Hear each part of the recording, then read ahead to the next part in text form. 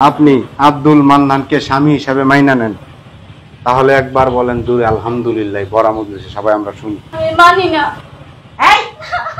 সবকিছু হয়ে গেছে, অনকম মানি না, তাহলে কেমন হইব? আমরা এখন আছি ঢাকার ধামরাই উপজেলার রাজনগর বাজারে। এই বাজারে আমরা যে একটা ঘটনা এসেছি, যে অল্প বয়সের একটা মেয়েকে জোর করে প্রবাসী এক বয়স্ক ছেলের সাথে বিয়ে দিচ্ছে। বিয়েতে রাজি না হওয়ায় তার মা তাকে ব্যাপক মারধর করতেছে, এরকম একটা ভিডিও ভাইরাল হয়েছে। এই ঘটনাটা আসলে সত্যতা জানার জন্যই আমরা রাজনগর বাজারে এসেছি।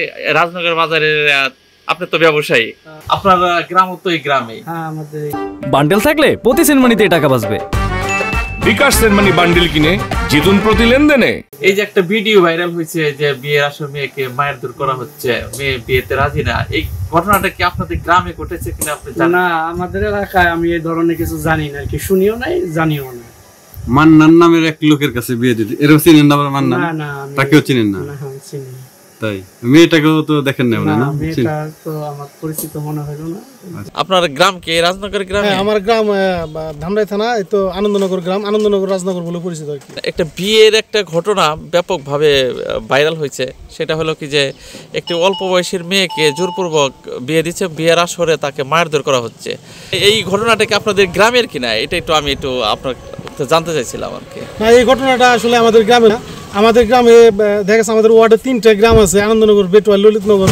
হ্যাঁ, কিন্তু এই সব গ্রামের হইলে আমি তো এই গ্রামের লোক হিসেবে এটা আমি জানতাম। ব্যাপক আলোচিত ঘটনাটা, আমাদের এলাকার মানুষের মুখে মুখে ঘটনাটা থাকার কথা ছিল, কিন্তু এরকম কোনো ঘটনা যে আমাদের গ্রামে ঘটছে এটা আমাদের জানা নাই। আচ্ছা, যদি এটা আপনার গ্রামের না হয়, তাহলে আপনার গ্রামের নাম ইউজ করে একটা ফেক কিংবা যে ভিডিওটা ভাইরাল হইলো, এটা গ্রামের একটা ইজ্জতের বিষয় না? হ্যাঁ, অবশ্যই গ্রামের একটা ইজ্জতের বিষয়।